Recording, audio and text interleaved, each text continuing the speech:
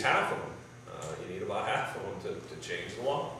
And so, to me, sustained pressure on Parliament from the citizens, and I don't mean just saying yes on a poll or getting on a website, yeah, I think marijuana should be legalized. I mean, making an appointment, spending 15 minutes in your MP's office on a Saturday when they're usually in town doing their local appearances, saying this is an issue that's important to me in the community. And oh, by the way, you know, this isn't the topic tonight, but there's a whole bunch of other problems with prohibition that are not related to medical marijuana, but that are more related to sort of some of the issues that we see playing out in the streets of the Lower Mainland today.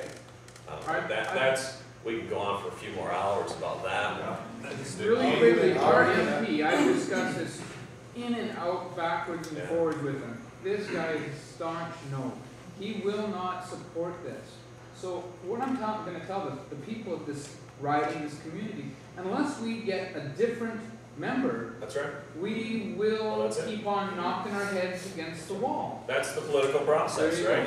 You try to change the person, the mind of the person in office, and if you can't change that mind, you try to change the person sitting in the office. We get the right to do that. I just wanted to add something about these arguments. I just wanted to add something really quickly about the legalities. That there's the Harper's just tried to introduce a mandatory minimum bill, and if that passes, like right now, if we were rated on our compassion club or at our dispensary, it's very unlikely we would get any kind of severe penalty at the end of the procedure. But there's a community center down the street. We often have more than 3 kilos of weed in our safe, and I know that the other clubs that are busier than us will have a lot more than that.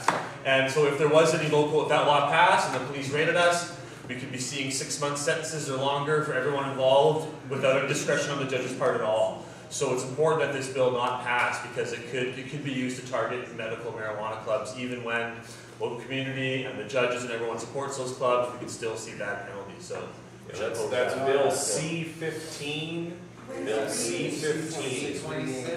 It used to be C-26. Another big thing I would touch on. Sorry, I just wanted to touch on one other thing would be big pharma. Somebody mentioned that earlier, and you hit the nail on the head.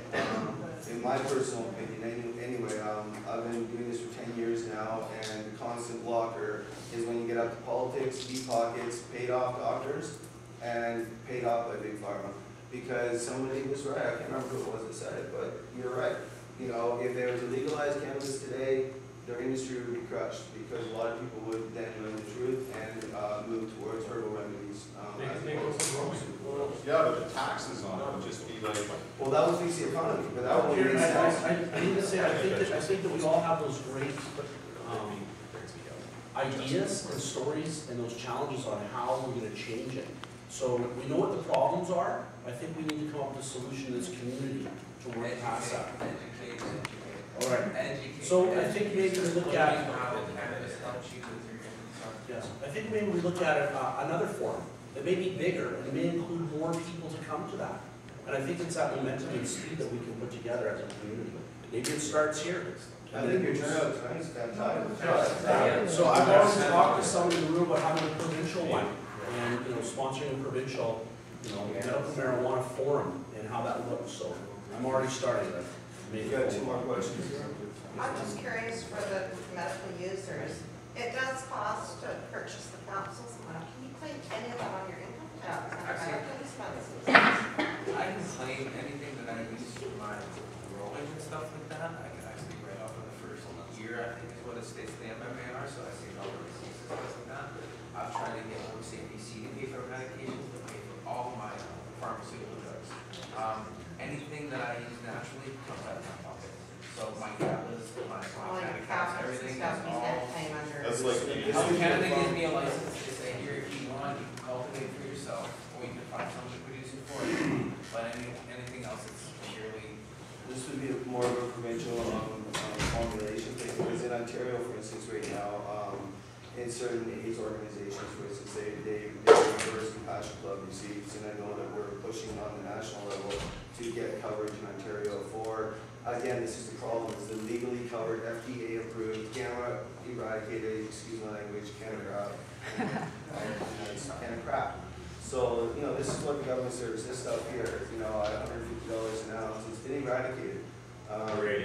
Eradicated. Should go into the space station and back and see what happens, but it's just really, really crap. crappy weed, in my personal opinion. Plus, it's the one change that's not fixed all. It's like saying, Tylenol freeze is gonna work for everybody in this room, for the same, whether you got a broken leg or whether your leg's missing, Tylenol freeze is gonna work for you. It's telling me the same thing about cannabis. I just, logic doesn't meet reason, and with 5 years left of potential good health in my life, I have to choose what do I wanna do. I actually run a YouTube channel, and with over 900 subscribers right now, I'm happy with that. I'm out teaching people. My first thing I have to ask, and I ask my partner, what do we wanna do with this? Well, you know, the federal government, they give you seeds, they give you a license, but they don't tell you how to grow. They don't tell you how to spot males from females. They don't tell you how to grow organically and safely, you know, but yet they give you the seeds, and they take your money. You know, that's my problem. Sorry, listen. It seems obvious to me anyway that the legislators and that are using this gang violence in the streets as a springboard to create tougher legislation, crackdown on drugs, and at the same time lump marijuana in with hard drugs.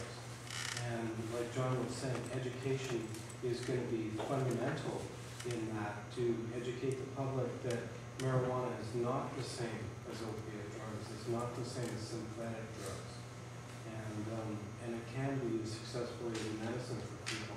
So I mean, this is a start for it, but I think if people who are committed to it grow these information sessions out fast, that there is a chance at stopping that kind of clamp down. Collective action, my friend, I agree 100%. It is important. Everyone. So anyway, I think I'm going to break this up at this moment, let people continue to chat. I would like to thank our panel.